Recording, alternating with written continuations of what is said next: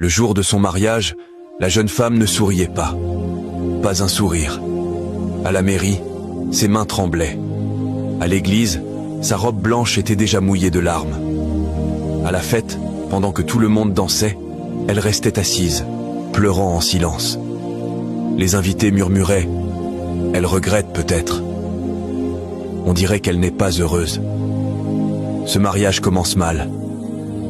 Son mari voyait tout, ses yeux rouges, ses épaules secouées par les sanglots. Mais il se tut, jusqu'à leur lune de miel. Cette nuit-là, il s'assit près d'elle et demanda doucement « Chérie, dis-moi la vérité. Pourquoi as-tu pleuré toute la journée ?» Elle resta silencieuse un long moment, puis elle éclata en sanglots.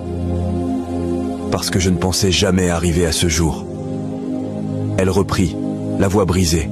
« Avant toi, j'ai été fiancée 3 fois. La première fois, il m'a quitté une semaine avant le mariage. La deuxième fois, il a disparu sans explication. La troisième fois, il est mort dans un accident 2 mois avant la cérémonie. » Elle tomba à genoux. « Depuis, je vis avec la peur. Peur d'aimer, peur d'espérer, peur que tout s'effondre encore. » Elle leva les yeux vers lui. « Le jour de notre mariage, je pleurais parce que je me disais « Ce bonheur est trop beau pour être vrai. » J'attendais le moment où toi aussi tu allais partir. » Son mari s'agenouilla devant elle. Il pleurait aussi.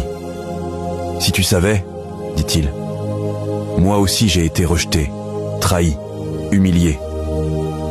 Mais Dieu ne nous a pas oubliés. Il nous préparait. » Il prit sa main et déclara « Si ces hommes sont partis, ce n'est pas parce que tu ne valais rien. C'est parce qu'ils n'étaient pas destinés à toi. » Puis il ajouta, la voix ferme « S'ils étaient restés, je ne serais jamais entré dans ta vie. Et je remercie Dieu pour chaque rupture, chaque larme, parce qu'il te gardait pour moi. » À cet instant, elle comprit que parfois, Dieu ne détruit pas un rêve, il le protège. Que parfois, un adieu n'est pas une perte, mais une direction. Ce jour-là, elle réalisa que toutes ces souffrances n'étaient pas une malédiction, mais un chemin, moral. Dans la vie, certaines portes se ferment pour t'empêcher d'entrer là où tu aurais perdu ton âme. Les déceptions ne sont pas la fin de ton histoire, elles sont les détours de Dieu pour t'emmener vers ce qui est vrai. Dieu ne retarde jamais l'amour, il le prépare. Si tu y crois, écris en commentaire. Le temps de Dieu n'est jamais en retard. Partage cette histoire à quelqu'un qui doute encore.